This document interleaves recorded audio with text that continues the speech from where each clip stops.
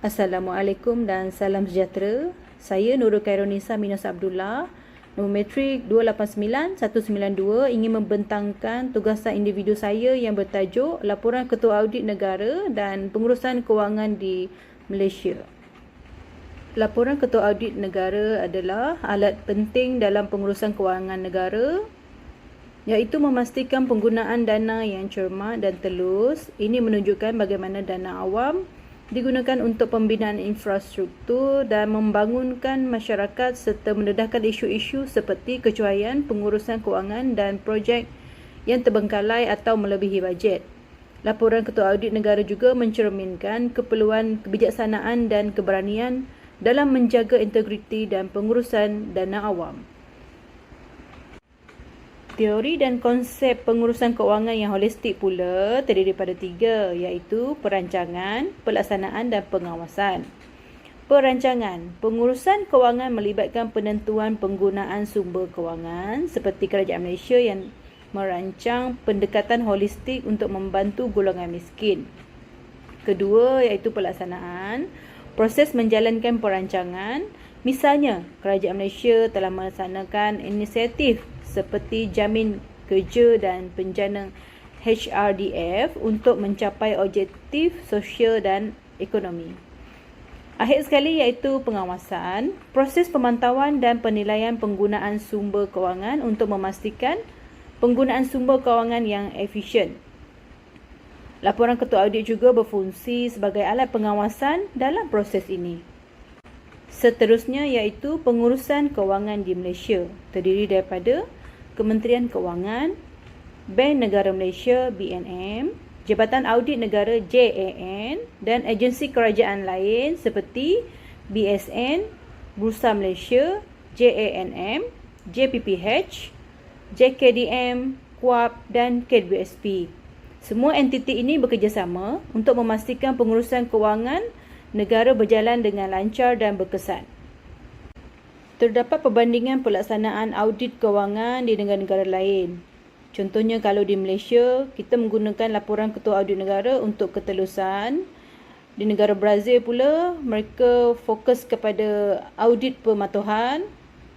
Di United Kingdom, mereka menggunakan National Audit Office NAO untuk meningkatkan perkhidmatan. Australia pula, mereka menggunakan Australian National Audit Office ANAO untuk menyokong accountability. Dan akhir sekali iaitu negara Jerman, mereka menggunakan International Financial Reporting Standards IFRS untuk kebolehpercayaan laporan kewangan. Di samping itu, terdapat juga isu-isu dalam pengurusan kewangan negara. Pertama, Laporan Ketua Audit Negara 2021 mengenai Projek Ladang Merdeka mengandungi isu agihan hasil tidak teratur, cadangan penambahbaikan dan pemantauan oleh Sistem Pemuka Ketua Audit Negara AGD.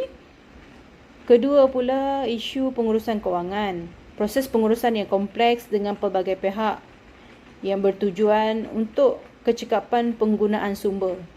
Isu ketiga pula iaitu dasar fiskal di Malaysia. Pemantauan oleh Jawatankuasa Dasar Fiskal FPC berperanan dalam pemulihan ekonomi dan pengurusan sumber kewangan. Sehubungan dengan itu, terdapat juga kekuatan dan kelemahan laporan Ketua Audit Negara.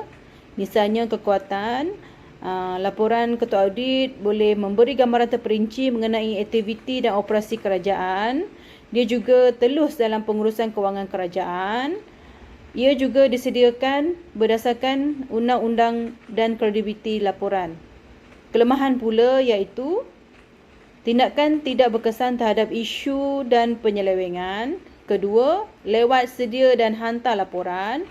Ketiga, penyelewengan berlanjutan tanpa hukuman. Seterusnya iaitu analisis laporan Ketua Audit Negara, penilaian kritis laporan Jabatan Audit Negara untuk memahami penggunaan dan pengurusan sumber kewangan awam. Penemuan utama termasuklah kelemahan dalam pengurusan kewangan. Analisis pengurusan kewangan pula iaitu penggunaan teori ekonomi dan maklumat berakaunan untuk mencapai matlamat. Contohnya, visi Kementerian Keuangan Negara untuk menjadi peneraju dalam pengurusan fiskal dan keuangan awam. Ekoran daripada itu, terdapat juga cadangan penambahbaikan dalam pengurusan kewangan di Malaysia. Yang pertama, peningkatan proses pengauditan. Yang kedua, mengatasi penyelewengan. Yang ketiga, peningkatan ketelusan. Yang keempat, pendidikan dan latihan. Yang kelima, penglibatan masyarakat dan penyeliaan awam. Akhir sekali, iaitu kesimpulan tugasan saya, iaitu penekanan bagi keperluan untuk terus meningkatkan keberkesanan, ketelusan dan accountability dalam pengurusan kewangan negara amatlah digalakkan dengan memanfaatkan teknologi, membaikkan undang-undang dan melibatkan semua pihak berkepentingan. Sekian, terima kasih dari saya, Nurul Karunisa Minus Abdullah, nombor matrik 289192.